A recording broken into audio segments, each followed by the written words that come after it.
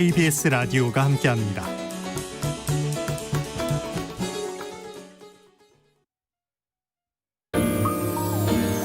대한민국 중심 채널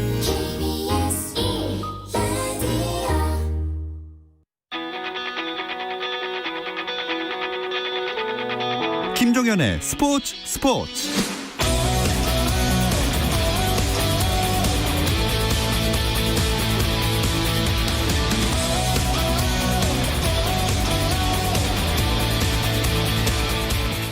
스포츠가 있는 저녁 어떠신가요? 아나운서 김종현입니다. 오늘 하루 스포츠계를 돌아보는 스포츠 타임라인으로 김종현의 스포츠 출발합니다.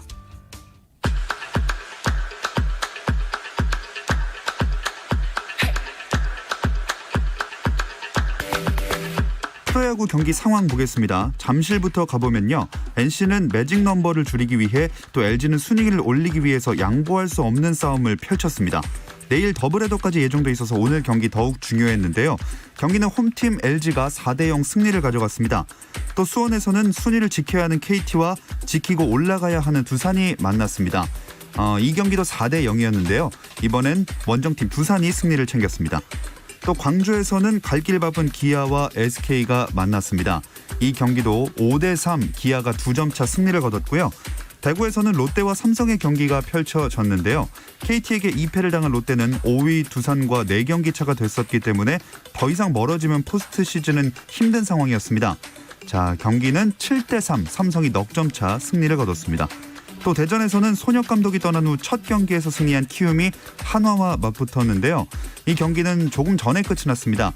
한 점 차의 팽팽한 승부 7대6 한화의 승리였습니다.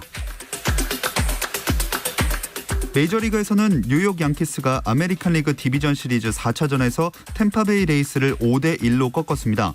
이로써 두 팀은 5차전에서 챔피언십 시리즈 진출 여부를 가리게 됐고 템파베이의 최지만은 4타수 1안타로 2경기 연속 안타를 쳐 메이저리그 포스트 시즌 통산 7번째 안타를 기록하며 한국인 메이저리거 최다 안타 신기록을 썼습니다. 휴스턴 애스트로스는 오클랜드 애슬레틱스를 11대6으로 꺾고 시리즈 전적 3승 1패로 아메리칸 리그 챔피언십 시리즈 무대에 올랐고 내셔널리그에서는 LA 다저스가 샌디에이고 파드리스를 12대3으로 완파하고 3연승으로 챔피언십 시리즈에 진출했는데요. 다저스는 챔피언십 시리즈에서 오늘 마이애미 말린스를 7대0으로 이기며 3연승을 기록한 애틀랜타 브레이브스와 맞붙게 됐습니다. 2020-21 프로농구 개막전에서 강력한 우승 후보 서울 SK가 25득점을 한 김선영의 활약을 앞세워 울산 현대모비스를 88대85로 이겼습니다. 원주 경기에서는 DB가 삼성을 97대90으로 꺾었는데요. DB는 허웅이 19득점, 김종규가 18득점 등을 기록한 가운데 프로농구 사상 최초의 일본인 선수로 관심을 끈 DB의 나카무라 타이치는 1쿼터에만 8점을 넘는 활약을 펼쳤습니다. 그리고 안양 KGC 대 인천 전자랜드의 경기도 펼쳐졌는데요. 이 경기 막판까지 접전을 기록한 끝에 98대96 인천 전자랜드가 승리를 챙겼습니다. 10월 A매치 주간을 맞아 열린 잉글랜드와 웨일스의 경기에서 도미닉 칼버트 르윈이 축구대표팀 데뷔골을 뽑아낸 잉글랜드가 3대0으로 완승했습니다. 스웨덴은 러시아에 2대1로 승리했고 벨기에는 코트디부아르와 1대1로 비겨 승부를 가리지 못했습니다.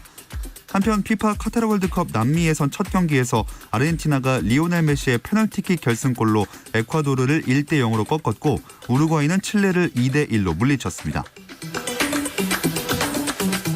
미국 LPGA 투어 메이저 대회인 KPMG 여자 PGA 챔피언십 1라운드에서는 양희영이 1언더파로 공동 9위에 올랐습니다. 3언더파 67타로 공동 선두에 나선 미국의 브리트니 린시컴과 말레이시아의 켈리 탄의 2타 뒤진 기록이고 2015년 이후 5년 만에 이 대회 패권 탈환을 노리는 박인비는 2분파로 공동 13위, 박성현은 김세영, 지은이 등과 함께 1오버파 공동 26위로 1라운드를 마쳤습니다. 한편 PGA 투어 슈라이너스 아동병원 오픈에서는 괴력의 장타자 브라이슨 디셈보가 첫날 9언더파 62타를 쳐 단독 선두로 나섰습니다.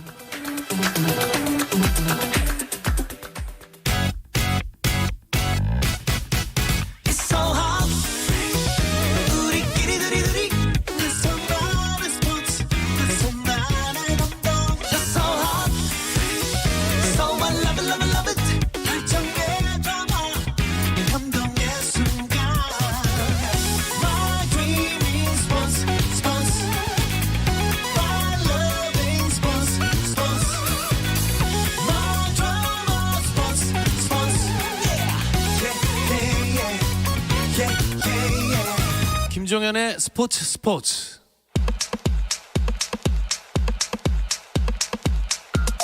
국내 축구 이야기 축구장 가는 길 시작하겠습니다. 함께할 두 분 소개해드릴게요. 월간 축구 전문지 포포투의 류청 기자, 스포츠조선의 박찬준 기자 함께합니다. 안녕하세요. 안녕하세요. 자, 오랜만에 대표팀 경기가 열리고 있죠? 네, 지금 경기가 진행 중인데요. 전반 34분이고요. 국가대표팀이 올림픽 대표팀을 1대0으로 이기고 있습니다.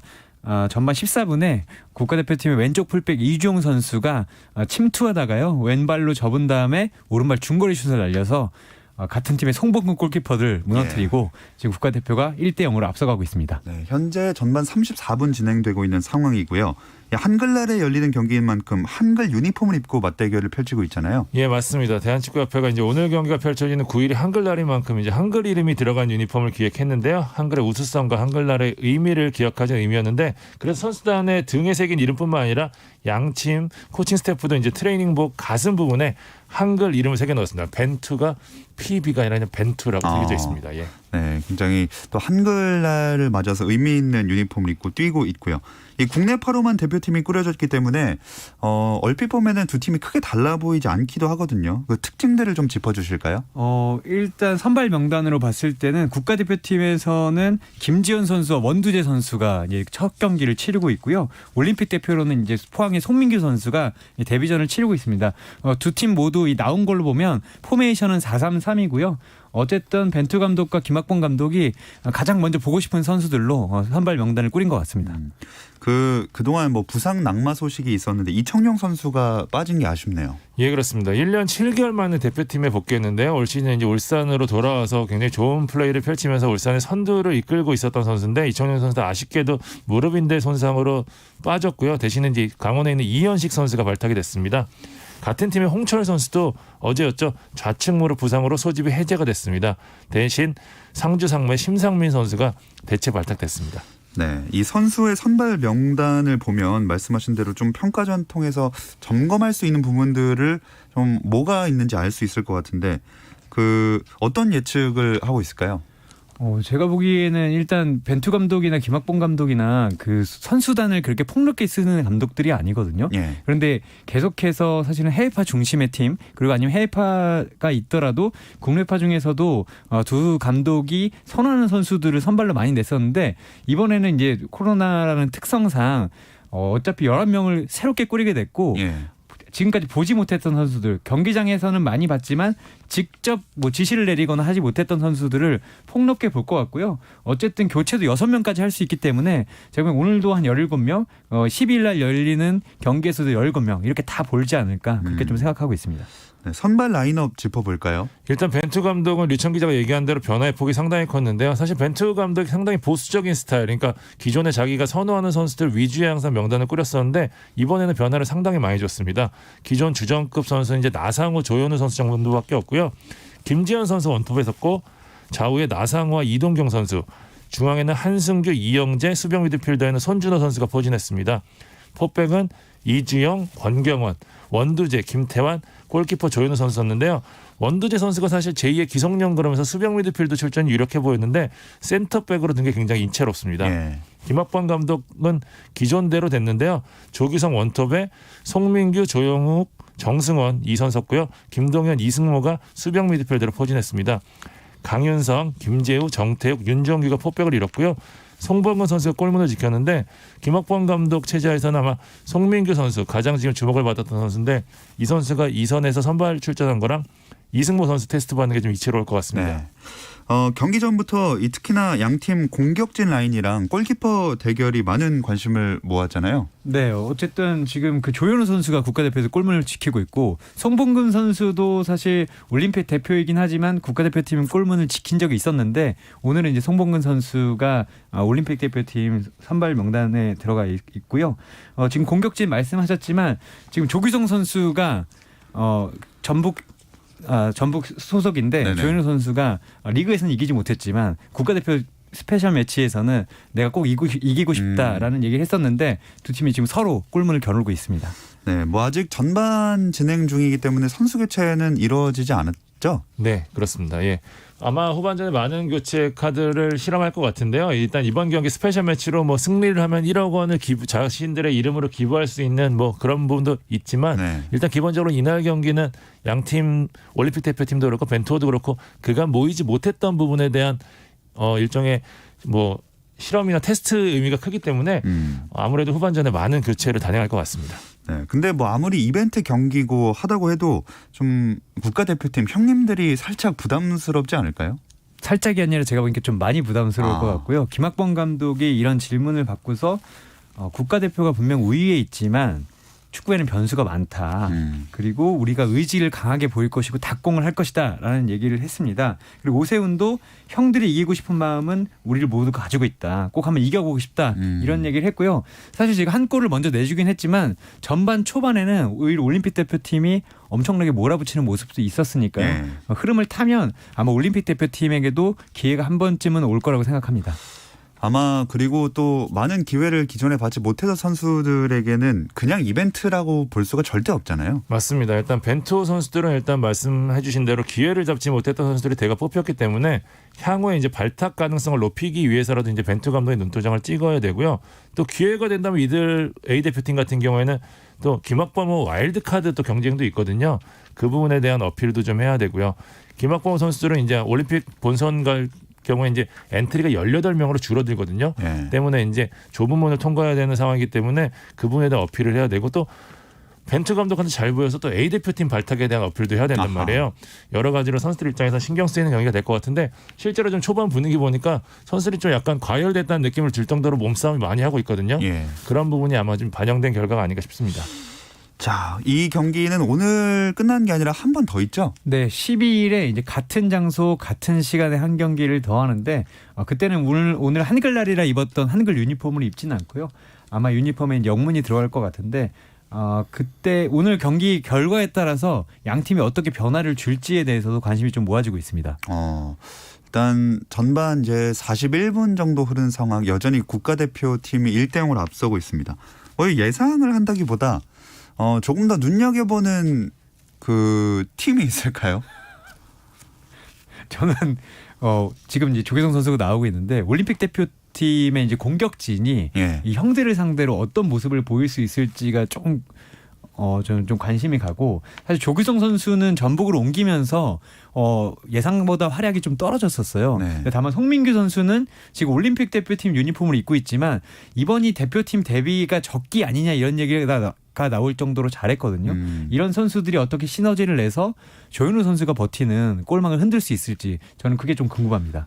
박찬준 기자도 저는 선수를 얘기 드리면은 이제 네. A 대표팀에서는 원두재 선수 아까 말씀드렸지만 A 대표팀이 계속 기성용 선수의 대표팀 은퇴 이후로 3선에 대한 문제가 계속 있었거든요. 예. 황인범 선수도 그렇고 뭐 백승호 선수도 테스트를 받았는데 사실 사이즈면에서도 그렇고 플레이 스타일 자체면에서도 기성용 선수를 대체하기가 좀 어려움이 있었던 게 사실인데 원두재 선수 오늘 센터백에 기용되긴 했지만 아마 저는 다음 경기나 혹은 이날 경기 후반전에 수비형 미드필더로 테스트할 수도 있다라는 생각을 좀 하거든요. 네. 원두재 선수가 잘해준다면 중원 쪽 변화에도 큰 변화가 있을 가능성이 높고요. 그다음에 올림픽 대표팀에서는 송민규 선수 이야기하셨었는데 사실 이 올림픽 대표팀 2선이 굉장히 좋거든요.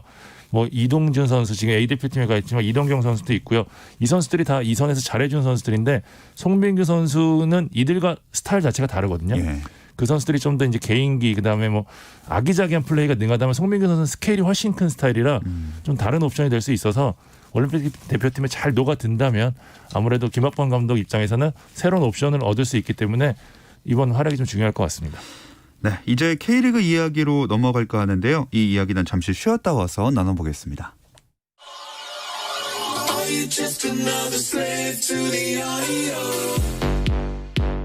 국내 유일 스포츠 매거진 라디오 김종현의 스포츠. 금요일 밤의 축구 이야기 축구장 가는 길 듣고 계시고요. 스포츠조선의 박찬준 기자, 월간 축구 전문지 포포투의 류청 기자 함께하고 있습니다. A매치 기간이라서 K리그1은 좀 휴식기인 상황이겠네요. 네, 아마 지금 선수들이 각자의 집에서 이 경기를 좀 지켜볼 수 있을 것 같고요. 뭐 경기도 많았고 워낙 부상도 많았기 때문에 일단은 뭐 각 팀이 다르지만 휴식을 좀 취한 다음에 경기를 바로 준비할 것으로 보고 있습니다. 네, 지금 뭐 마음 편하지만은 않을 게 순위표가 참 빡빡하기도 하고 특히 B 같은 경우도 눈이 많이 가네요. 네, 순위를 간단하게 일단 말씀을 드리면요. 파이널 A에서 1위는 울산 승점 54점이고요. 전북이 51점으로 2위 달리고 있습니다. 3위는 포항이고요. 4위 상주, 5위 대구, 6위 광주. 일단 파이널 A에서는 우승 경쟁은 아직 울산과 전북이 하고 있지만 챔피언스리그 티켓은 어느 정도 윤곽이 나왔거든요. 포항과 대구가 되는데 물론 변수가 있긴 합니다. 서울과 수원이 아시아 챔피언스 11월로 예정된 네. 아시아 챔피언스리그에서 우승을 차지할 경우에는 이제 대구가 못 가는 경우도 생기긴 하는데 일단은 울산, 전북, 포항, 대구까지는 아시아 챔피언스리그 티켓이 어느 정도 확정이 됐다고 보시면 되고요. 더 주목할 게 파이널 B인데 7위 강원 승점 30점입니다.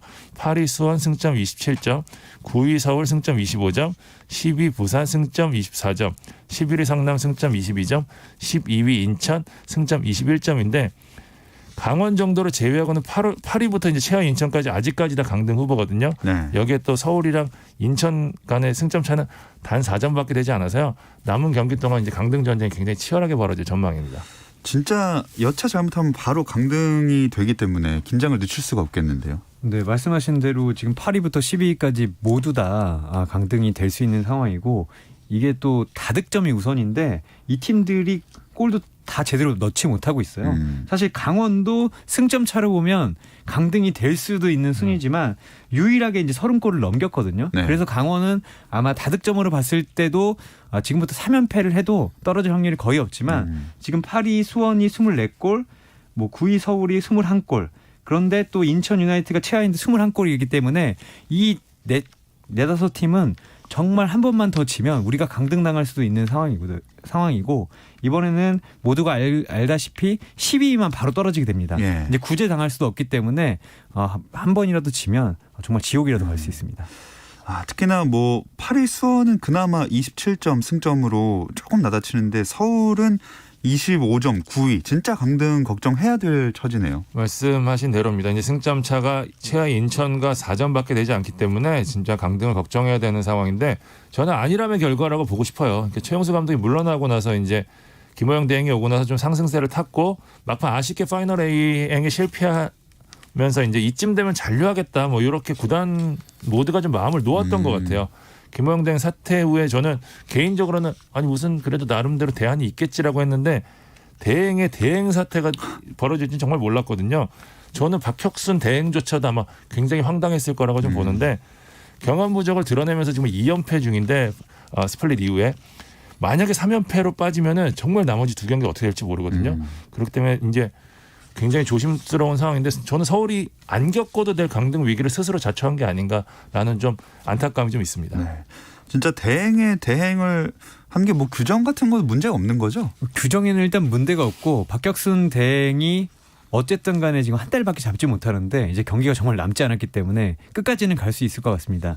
다만 대행이 문제인 것이 아니라 그 뒤에 스플릿 가장 중요할 때 2연패를 당하고 있고 두 경기 모두 김호영 대행이 있을 때보다 경기력이 좋지 않다는 게 조금 아쉽고요. 그리고 서울 팬들은 이미 2018 시즌에 당연히 우리는 가지 않겠지 했던 승강 플레이오프에 가서 진짜 부산에게 거의 패배 직전까지 몰렸었거든요. 그 트라우마가 지금쯤 이제 스멀스멀 올라오기 시작할 것이고 어쨌든 지금 A매치 휴식기 거의 2주간을 쉬게 되지만 이 기간 동안에 서울 선수들, 서울 프런트 그리고 서울 팬들은 마음이 상당히 좋지는 않을 것 같습니다. 자, 이야기를 나누는 동안에 국가대표와 올림픽 대표팀의 그 전반이 끝났습니다. 1대0으로 국가대표가 앞선 상황에서 일단 전반이 마무리가 됐고요. 다시 뭐 K리그 얘기 돌아와서 강등 얘기를 좀 더 해보자면 제일 불안해 보이는 팀은 어딜까요? 저는 성남 같습니다. 사실 제가 연초에 축구장 가는 게 저희 개막 특집 했을 때 제가 상주 상위 스플릿 맞췄고요. 그리고 이제 또 성남의 강등을 주장했었는데 성남도 좀 맞아가고 있는 분위기예요. 저는 개인적으로 성남이 좀 불안했던 가장 큰 이유 중에 하나가 스쿼드가 너무 얇다였거든요. 인천보다도 오히려 더 얇아요. 성남 같은 경우에는 이제 중반까지 어쨌든 꾸역꾸역 버텨왔던 게 오히려 좀 막판에 좀 독이 되는 모습인 것 같은데 선수들의 집중력이 상당히 떨어졌고요. 무엇보다 이제 성남 같은 팀은 앞선에서 마무리해 줄 수 있는 스트라이커가 부족하기 때문에 뒤에서 조금만 흔들려도 좀 팀 전체가 흔들릴 가능성이 높은데 지금 연재훈, 박수일 퇴장 공백 때문에 또 남은 경기 못 뛰죠. 여기에 또 김남일 감독이 퇴장까지 겹쳤거든요. 성남 입장에서 남은 경기에 대한 부담감이 상당히 커졌기 때문에 게다가 좀 다득점 부분에서도 많이 떨어지고요. 성남이 지금 아마 순위는 그래도 인천보다 한 단계 위인데 상황만 놓고 보면 인천보다 훨씬 좋지 않은 건 사실입니다. 그럼 인천은 아마 잔류할 것이다 이렇게 보시는. 네. 와. 류청 기자는요. 저도 좀 비슷한데 성남이 불안한 이유는 스플릿 이후에 2연패지만 다 하면 지금 5연패거든요. 근데 5연패의 스코어를 좀 보면 3골을 넣고 14골을 내줬습니다. 근데 성남이 이 스플릿 그러니까 파이널 B에서도 최소 득점이에요. 20골밖에 넣지 못하고 있는데 최근의 흐름이 좋지 않고 어쨌든 간에 성남이 양동현 선수가 아닌 이제 다른 선수를 계속 앞에서 쓰고 있는데 골이 나와주면 그 선택이 뭐 괜찮다라고 보고 있겠지만 지금 골이 나와주지 않고 있고 말씀드린 대로 수비 선수들 퇴장, 감독 퇴장 이렇게 몰린 상황에서 경험이 없고 변화가 큰 스쿼드가 이 남은 3경기를 어떻게 건딜지가 좀 저는 걱정이긴 합니다. 네. 자, 이 K리그 1의 팀들에 대한 얘기를 쭉 해봤는데 그동안 K리그 2 경기들과 이런 그 흐름을 많이 못 짚어봐서 K리그 2 승격 경쟁 볼만하죠? 네, 올 시즌 K리그2는 이제 우승팀이 자동 승격하고 2, 4위 팀이 플레이오프 승자가 올라갑니다. 그러니까 K리그1 11위 팀과의 승강 플레이오프가 없기 때문에 예년보다 1.5장에서 2장으로 좀 늘어난 상황인데요. 그래서 이제 훨씬 더 치열한 지금 전쟁이 펼쳐지고 있는데 제주와 수원FC가 승점 2점 차로 우승 경쟁을 펼치고 있고요. 3위 대전부터 6위 전남까지 승점 3점 차밖에 되지 않습니다. 이 플레이오프 경쟁 티켓도 굉장히 뜨겁게 진행되고 있습니다. 그리고 K리그2는 이번 주말에 경기가 있네요. 네, 어쨌든 지금 올림픽 대표팀에는 K2 소속 선수들이 있긴 하지만 경기를 모두 진행하고 있습니다. 그리고 토요일에 이제 경남대 안양 그리고 대전대 수원의 경기가 예정되어 있는데 경남대 안양 경기를 저는 좀 주목하고 싶은데 경남이 올 시즌 가장 롤러코스터를 타는 팀인 것 같아요. 다만 롤러코스터를 위에서 타고 있는 게 그나마 다행인데 거의 뭐 1, 2위권을 올라가지 못하나 하고 있는 상황에서 미끄러졌고요. 지난 경기에 서울 이랜드하게 잡히면서 5위까지 떨어졌거든요. 네. 안양을 잡아야 지금 플레이오프로 갈 수 있는 4위권을 갈 수 있는데 어쨌든 안양도 최근에 아주 좋은 모습은 아니지만 슬럼프에서는 벗어나왔거든요. 그리고 안양이 제주를 상대로 선제골을 터뜨렸는데 경남이 어떤 경기를 할지가 좀 궁금합니다. 박찬준 기자는 경남대 안양 어떻게 보시나요? 말씀해 주신 대로 경남 같은 경우에 지금 현재 가장 큰 문제가 뭐냐면은 베테랑이 없어요. 설경 감독이 지금 베테랑들을 좀 대거 좀 2군에 내려놓은 상태인데 그러면서 전체적으로 팀이 구심점이 떨어지면서 사실 mem버 자체는 경남이 나쁘지 않거든요. 네. 그런 갖고 있는 능력들을 지금 선수들이 다 보여주지 못하고 있는 상황인데 이번 경기까지 미끄러질 경우에는 사실 지난 경기 패배가 워낙 컸기 때문에 이번 경기까지 미끄러질 경우에는 사실 4위 싸움에 대한 좀 멀어지게 되는 거거든요. 그때 보면 경남 이번 경기 굉장히 절치부심하고 준비했을 것 같습니다. 네. 다음으로 대전 대 수원FC 대결도 짚어볼까요? 네. 대전과 수원FC 이제 이름만 보면 대전이 올 시즌에 이제 기업 구단 대전 하나 시티즌으로 거듭나면서 당연히 위에 있을 것 같은데 두 팀의 승점 차이가 12점입니다. 이 두 팀의 이제 이번 경기가 어떻게 되는 건 순위가 바뀔 일은 없어 보이고 근데 대전은 조금 안타까운 것이 최근 5경기에서 2승 3패인데 여기도 지금 조민국 감독 대행이 팀을 이끌고 있는데 경기력이 올라오지 않고 있습니다. 사실 올 시즌에 황선홍 감독이 있을 때도 안드레를 빼고는 골을 넣지 못하는 모습이 이어졌었는데 최근은 경기력이 더 좋지 않고요. 수원FC는 제주 유나이티드를 따라가고 있지만 어쨌든 수원FC가 플레이오프를 가도 가장 강할 것이다. 이런 평가를 받고 있습니다. 그래서 이 경기는 수원FC가 대전을 잡느냐 안 잡느냐에 좀 관점에 맞춰주고 있고 대전은 이번 경기를 패하고 서울 이랜드나 경남이 이긴다면 순위가 더 떨어질 수도 있습니다. 대전은 이번 경기를 꼭 잡고 어쨌든 플레이오프를 가더라도 경기력을 높여야 하는 과제를 안고 있습니다. 대전은 순위를 지켜야 되고 수원FC는 1위 제주를 쫓아가야 되고 이런 대결이 좀 펼쳐지겠고요. 일요일 대제는 어떤가요? 11일 오후 1시 반에요. 제주 월드컵 경기장에서 제주와 안산이 붙고요. 같은 시각 잠실 올림픽 경기장에서는 서울 이랜드와 부천이 맞붙습니다. 오후 4시 전남과 충남 아산이 경기를 합니다.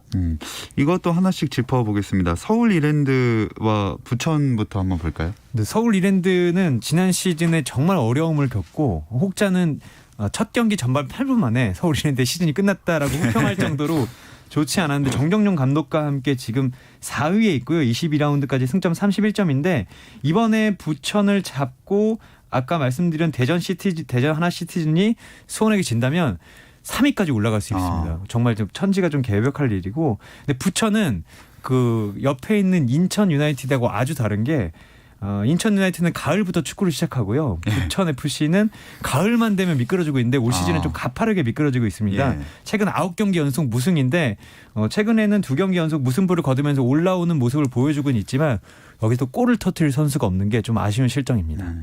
다음으로 제주 대 안산도 볼까요? 제주는 지금 흠이 없는 팀입니다. 그러니까 11경기 무패 행진 달리고 있는데 저는 마지막까지는 안 질 것 같아요. 그러니까 제주가 어느 정도로 지금 좋냐면 외국인 선수 에데를 지금 시즌 중에 중국으로 보냈는데 외국인 선수가 어쨌든 팀에서 차지하는 비중이 대부분 상당히 크잖아요. 그렇죠. 그런 선수를 그냥 보내고도 그냥 보낼 수 있는 팀이 제주입니다 지금. 예, 그렇기 때문에 지금 누가 나가도 뭐 득점해줄 수 있고 수비에서도 굉장히 안정감을 보이기 때문에 물론 안산이 좀 도깨비 팀이긴 하지만 지금 제주의 상황이라면 막기 힘들어 보입니다. 하긴 1위 제주고 또 안산이 꼴찌이기 때문에 차이가 좀 있는 것 같고요. 전남 대 충남 와서는요? 네, 전남은 올 시즌에 좀 잘 나가다가 6위까지 떨어졌는데 지지는 않지만 이기지 못하는 게 조금 문제입니다. 최근 5경기를 보면 1승 3무 1패인데 시즌 중에 브라질 올림픽 대표를 했던 에르난데스 선수까지 데려오면서 전력 보강을 깨했는데 처음에는 골이 터질 듯 하다가 최근에 다시 이제 골이 터지지 않고 있어요. 그리고 수비진에서 아주 작은 실책, 골키퍼의 실책 이런 게 나오면서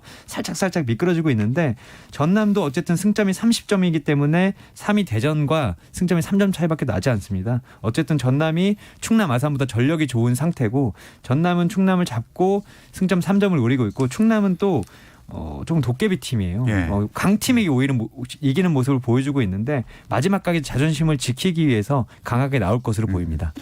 근데 이번 라운드는 아무래도 그 대표팀 차출이 제일 많은 변수가 되지 않을까요? 맞습니다. 이랜드가 아마 큰 타격이 있을 텐데요. 이제 수비의 핵심 자원인 이상민 선수와 김태현 선수가 나란히 올림픽 대표팀에 소집이 됐거든요. 그러니까 핵심 수비수인 만큼 정종영 감독이 굉장히 아쉬울 수밖에 없는데 정 감독이 그러더라고요. 너희가 대표팀 할 때 받은 게 많으니까 어쩔 수 없다라는 이야기도 했는데 굉장히 안타까울 겁니다. 두 선수가 완전 그 수비의 핵이거든요. 이랜드나 일단은 이제 김수환 선수가 그 공백을 메울 가능성이 높은데 일단 이랜드가 수비 조직력을 바탕으로 역습을 때리는데 능한 팀이기 때문에 이 두 선수의 차출이 좀 클 것 같고요.